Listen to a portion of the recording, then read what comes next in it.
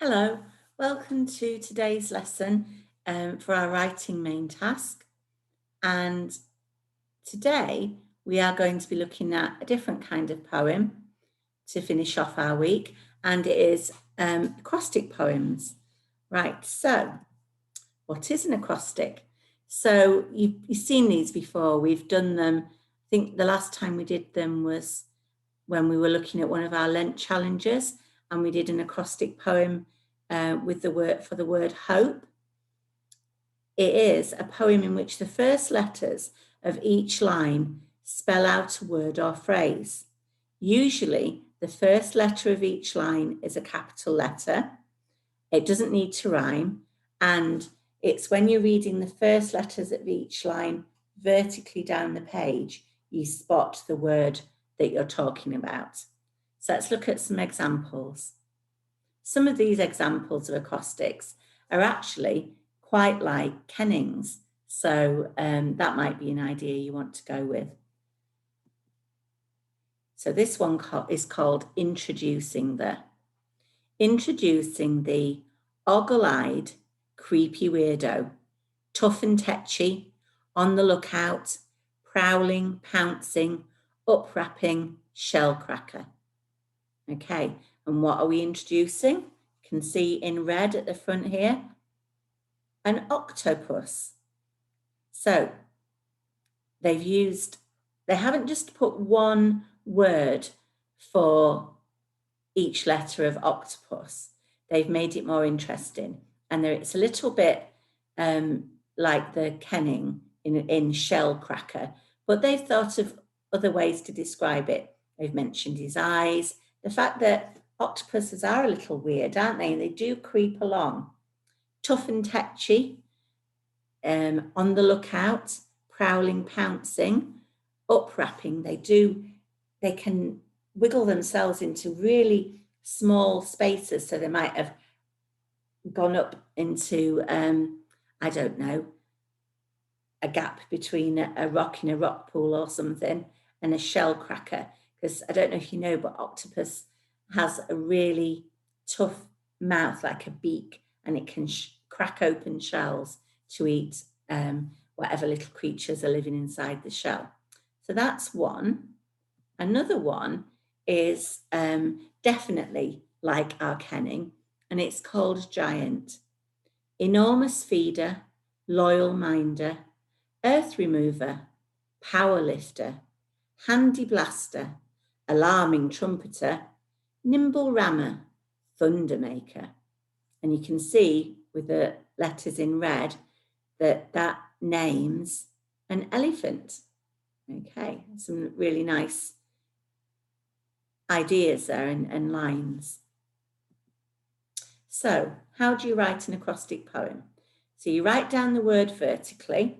For example, I'm going to go forwards like that. So we're going to do one for Easter or spring. I'll explain that in a bit, but that's what it's going to look like to start with. And then you're going to brainstorm words to do with your topic. Think of as many ideas as you can. And this is similar to what we did with our kenning. So if your choices will be Easter or spring. So think of all the things to do with Easter.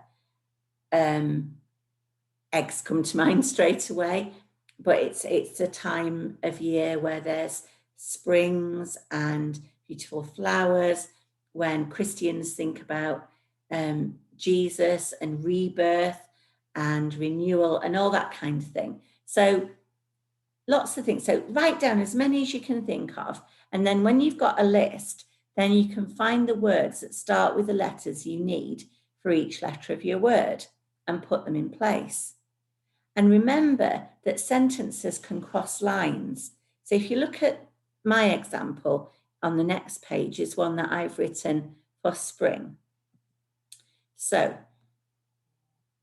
shoots are appearing from the ground. Popping out of their burrows, rabbits jump around in the bright sunshine. Nothing can stop all living things growing, growing, growing. Okay, so I had a bit of fun there with growing on the last line. Can you see? It's growing bigger every time. But around the middle here, I've got a whole sentence about rabbits.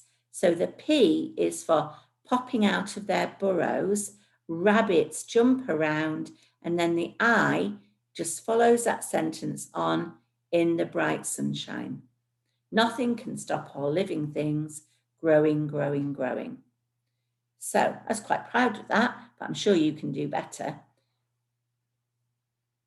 You're going to have Easter or spring, and I want you to think of your own ideas for what words could start each line. But remember, looking for a bit more than one line. So it wouldn't be quite an one word rather. It wouldn't be a very exciting poem if Easter was Easter, April, sunshine, trees, eggs, rebirth. It'd be a start, but I think we can do a little bit better than that. So again, you've had great fun with words. You've created some beautiful lines for your volcano kennings, and I think you can have lots of fun with this one. Okay, so that's what we'd like you to do, to write an acrostic poem for Easter or spring. Go back on Seesaw, look at my slides, read the different examples, see if you can get some ideas.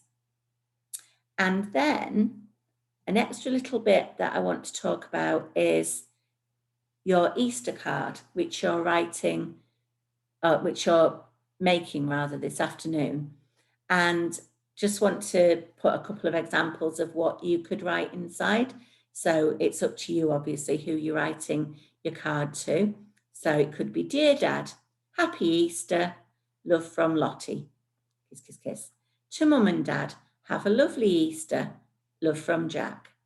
Okay, so obviously it's from whoever you are and it's to whoever you want. But if you're writing in your Easter card, you'll have spent a lot of time creating a lovely card. So try and make this your best handwriting. Make sure you've got the correct spelling of things. You could put a different message if you wanted. To Mum and Dad, looking forward to having a great time with you at Easter. Love from Jill or whoever it is. Okay, so they're just a couple of ideas. And again, they'll be on Seesaw for you to come and check the spellings. But I'm going to leave you thinking about your ideas for your Easter or spring acrostic. And as you've done all this week, wowing your teachers with a fantastic poem. Have fun. Okay, and this will be the last teaching video I do for this term. So to everybody, I wish you all a happy Easter, and we'll see you all again in April. Bye.